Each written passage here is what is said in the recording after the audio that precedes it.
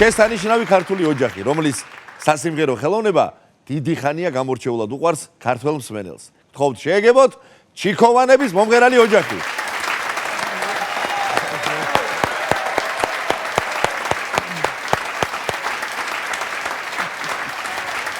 მოგესალმებით.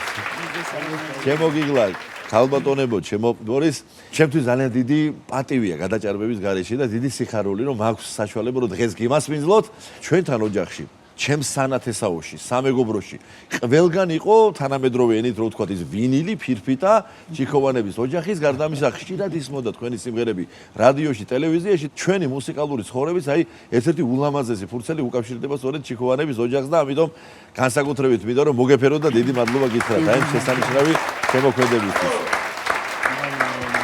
როგორც წესი კარებზე არის ხოლმე წარწერა, თქვა სახელი გვარი, ან მხოლოდ გვარს ამოიკითხავს. შეიძლება თქვა თუ ეზოა, ეზოში ავიძაღლია, მაგრამ მიმდინარეობს რეპეტიცია და ზარი არ დარეკოთო, მხოლოდ თქვენ ოჯახს შესასრულთან იყო ესეთი წარწერა, ხო? შემოგიგლა. იდაკ თქო რომ გავიხსენოთ ეს ყველაფერი. ჩემს ყველა მეგობარს ეს კარგად ახსოვს, რომ იცოდნენ ხოლმე რომ გამომივლიდან რომ სადმე წავსულიყავით. რეპეტიცია, რო ეწერა ის აზრი არ ქონდა, არ ჯარის დარეგვას, არ ტელეფონზე ჯარის შემოშება, იმიტომ რომ ის 3-4 საათი თან მამა მაქვი ძალიან კაცრი იყო. რეპეტიცია იყო, მართლა რეპეტიცია. ეხლა იმიტომ რომ ჩვენი ოჯახის რეპერტუარი ის მრავალფეროვანი იყო. ეს არ იყო მარტო ქალაქური, ან ფოლკლორი, კლასიკა და ამას უნდოდა სერიოზული მუშაობა. მოცარტს როცა მღერი ხარ თითოეული ნოტი და თითოეული და მაგისტრის ვერ ვიცი და ეწერა გარებზე. არავის არ ვღებულობ და არ სტუმარს, არ ნათესავს არავის. დაგეტილია ყველაფერი, ზივართ და მესადინეობ. გიგლა შენ მამა ახსენე და საოცარი პიროვნება იყო, იმიტომ რომ ჯერ ერთი პროფესიონალი მუსიკოსი, შესანიშნავი, ლოტბარი და კონსერვატორი ჰქონდა მას დამთავრებული და იმავდროულად პროფესიონალი ფსიქიატრი და ამ კუთხითაც ძალიან ხმამაღალი სიტყვა აქვს ნათქვამი, ესეც მინდა რომ აღინიშნოს დღევანდელ დღეს და მოდი მამაზე მარიკა მილაბარაკოს, გავს კიდევაც რა, გარეგნულად და მე უფრო დედისკენ ავარ და მე დეში ყველაფერი და ამ შემოქმედების სულშჩამდგმელი მამა იყო, როგორც გემძანეთ, მამა ძირითადი პროფესია იყო მისთვის ორივე, მაგრამ მას მხარი აუба იფიგენია შარაშიძემ, დედა ჩვენმა, დედის მხრიდანაც გოგეშვილები შარაშიძეები შესანიშნავი შემსრულებლები ყოფილან. ასე რომ ძალიან მუსიკალური იყო დედაც და აღმოჩნდა რომ ისიც ასევე ძალიან იყო შეყვარებული ამ სიმღერაზე. და შესანიშნავად გაუგეს კურსელები იყვნენ პირველი კურსიდან სამედიცინოზე ერთად მოდიოდნენ და ნუ 4 წლის მერე უკვე დაოჯახდნენ, მაგრამ მანამდე ეს დიდი სიყვარულის ისტორია ესე გრძელდებოდა და დედა და მამა გიტარაზე ერთ ოთახში, მეორე ოთახში ლამაზად ღიღინებდნენ. სკოლიდან მოვდიოდით თუ ისე, აი ესე უყურებდით ხოლმე, როგორ ლამაზად ასრულებდნენ. მამა შესანიშნავად ფლობდა ინსტრუმენტს და რა ვიცი, ბოლომდე სანამ შეეძლო და სანამ ხელები ემორჩილებოდა ბეთჰოვენს, შოპენს, რა მარკოვსკის ეჭვდით. ტექნიკურად ის უჯობდა მე. ხალხი მეც არ ვიყავი ცუდი პიანისტი. ლოტბარი დანეთ თქვენ და მართლაც აი მამას ყავდა სამედიცინო ინსტიტუტის გუნდი, კონსერვატორიაშიც პირველი სტუდენტი აი ვოკალური ანსამბლი ხემძღვანელი იყო მამა და იქ ისეთი ცნობილი საზოგადო მოღვაწეები და არაჩვეულებრივი მუსიკოსები იყვნენ მასთან დახური. აზორი ერქვა მაიშვილი, ბადრი თოიძე, ომარ ჩიტაია, ომარ სიხარულიძე, წარიელ ბერაძე, ვალიშჩუნანოვაშვილი, გიგი მუნჯიშვილი, ვანახელიძე არაჩვეულებრივი ხალხი და სახელოვანი ხალხი და რეპეტიციები ჰქონდათ ჩვენს ოჯახში თურმე.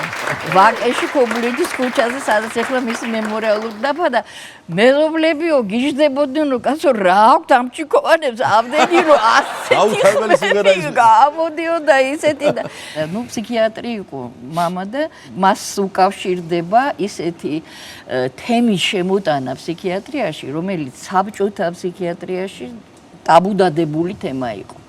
ეს იყო ფსიქიკურად დაავადებულთა მხატვრული შემოქმედება. ეს 60-იან წლებში ხდება, მაშინ, როცა ჯერ კიდევ დასავლეთ ევროპაში თემაში არ იყო ამ თემაზე არ მუშაობდნენ. პირველი დისერტაცია მან დაიცვა ამ თემაზე. სომხეთში დაიცვა პირველი და გიგმა მოყვება ახლა ამ ისტორიას. სომხეთის ისტორიას, ხო? ახლა რა შეიძლება? იმგენმა არ იცოდნენ, რომ დედაჩემი იყო სოლოლაკელი და სომხური იცოდა, აი ნუ არ მოუდგენია. წერდა, კითხულობდა და ეგონები ზოგს აი ეგონათ აქ რომ კაცო რამე სომხური ხო არ გირევია თუ არა ბატონო შარაშიძე იყო мама დედა გოგეშვილი და ჯაყელი და ბებია და რა ვიცი მაგრამ ნუ წყალივით ლაპარაკობდა იქ რო ჩავიდა ამ ოპონენტებს რო ხდებოდა мама ჩემი ხა იქ სხვა პროფესორებიც იყვნენ დედაჩემს ხო ესმოდა იმათ საუბარი საღამოთი სასტუმროში უყვებოდა რომ იმას თუ ამას თუ იმას თუ ამ შენს თემაზე ესე მომზადებული мама ჩემი მომზადებული მიდიოდა და გიждდებოდნენ რომ საიდან რამაც ეს რომ მოხდა ყველაფერი დაპატიჟეს აკადემიკოსმა დაპატიჟა ოჯახში დაპატიჟა თავისთან და შეკრებილები არიან მაგრამ სუფრაზე რაღაცნაირად მიხვდნენ რომ ან ამან უნდა იცოდეს სომხური ან იმან და მიხვდნენ რომ დედაჩემმა იცის სომხური და წავიდა ახლა როგორც ჩვენთანაც ხო ეხლა თუ ორი ქართველი მოხდით გერმანიაში ქართულად ლაპარაკობთ გერმანელი იჯდება თუ ინგლისელი რაღაც მეწყობა ეს ესეა და ყველამ დაუწყო დედაჩემს ლაპარაკი და კითხვა-პასუხის რეჟიმში არის რომ ეკითხებიან რამდენი შვილი ყავს ამდენი ბიჭი ამდენი გოგო და სომხურად ბიჭი არის დედაც ეკითხება და ბიჭი არის ტყავდა გოგო არის აღჭი რო ეკითხებიან ეს სიტყვა ტყავ მეკ ტყავ ირეკ ტყავ ერქუ ტყავ ეს ტყავ ფიგურირებს რა სიტყვაზე ამ კითხვა-პასუხი და რაღაც მომენტშიო დედა მიყვებოდა მამაშენს გადმოხედებოდა კაცო გაწიფლებულია პამდური იფიქრე ცუდად წლევან ხო არ აუწია და ზურიკო ცუდად ხო არ ახარ და ცუდად კი არა ტყავ რას ნიშნავს მითხარ რას ელაპარაკებია ჩემო რა კაცო ტყავ ბიჭს ნიშნავს ბიჭს ნიშნავს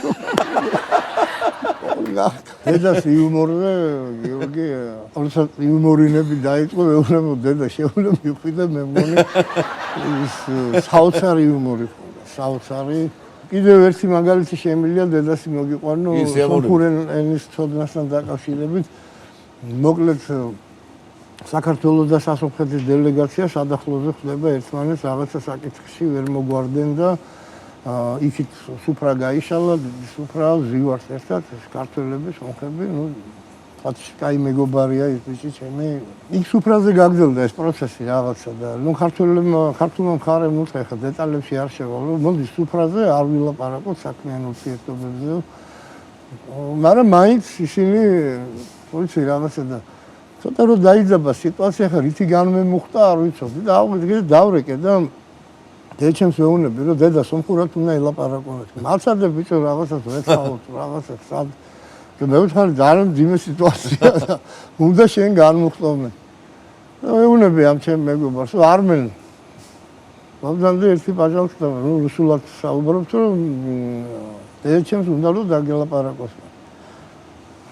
ადგა ისო და რუსულად გამარჯობათ მამაჯან კიდან და უცებ დედაჩემმა სომხურად რო უპასუხა, ამას სომხურად გაუგზავნა და ხა უყურებ სუფრას და ქართველები გაკვირებული მიყურებენ, აქედან სომხები გაღიმებულები გამიგებ დედაჩემს ელაპარაკება.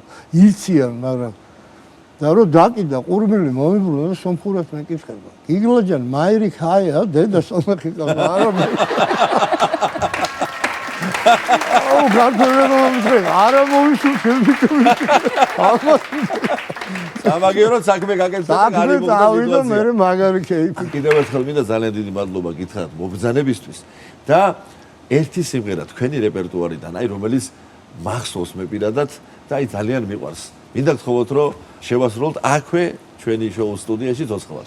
თუ შეიძლება ძალიან დიდი მადლობა ბატონო გია მოწვევისათვის თქვენი ოჯახი, თქვენი мама, ქვეყნის ჩვენი საამაყო პიროვნება არის მუსიკა არა მარტო მუსიკოსი საზოგადო მოღვაწე გადაეცით ჩვენ დიდი სიყვარული თქვენ ლამაზ ოჯახს და დიდი მადლობა ყველაფერი იმისთვის რასაც თქვენი ოჯახი ქართულ კულტურას როგორც თქვენ ემსახურებთ. ურმესი მადლობა. ურმესი მადლობა. დიდი მადლობა.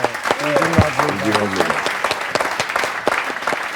ჩვენ ახლა ფინუკი დადიანის სიმღერას შეგისრულებთ. ეს ეკას ბიჭი ბორია, სიყვარია, ეკა, მარიკა და გიგლა. გვანც არ არის და გვანცას აქედან ჩვენს მაცას დიდი მოკითხვა და მალე გამოჩაფხელება უსურვო. იმიტომ რომ ვერ იყო შეუძლოთ იყო და აბა გთხოვთ.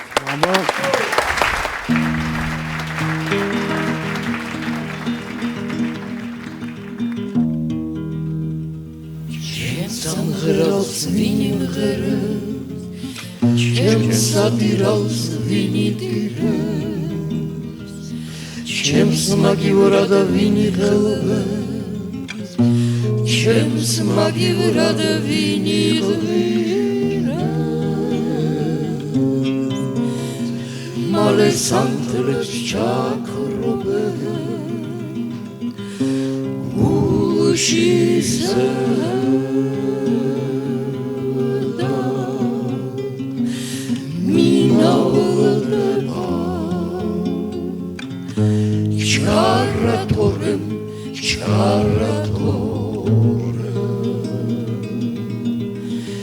ჩარატორემ გლიანზე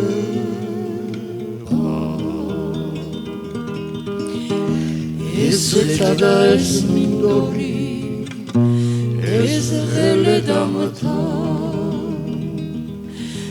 მე არც მომიტანია და ვერც წავიღებთა ამდალოცილ მიწაზე ყველაფერი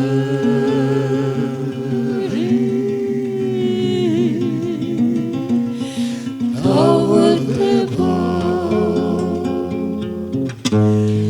რამე თუ არ იცამე უდავების თავადე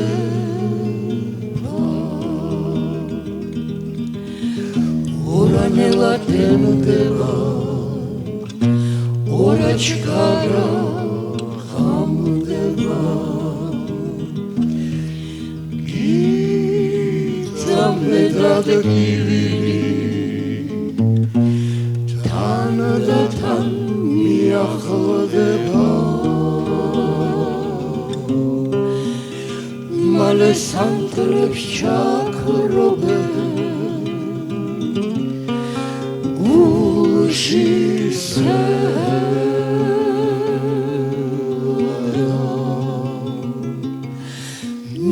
მინაულდება ჩარატორემ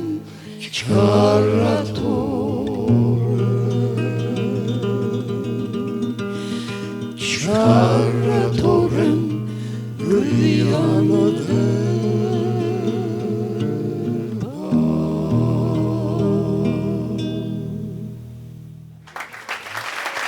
Bravo! ურმესი მადლობა მინდა გითხრათ სტუმრობისთვის. ყველაფერი საუკეთესო თქვენი შესანიშნავი ოჯახის თითოეულ წევრს. ძვირფასო მეგობრებო, ჩვენი სტუმარი გახლდათ ჩიქოვანების მომღერალი ოჯახი. დიდი მადლობა მათ.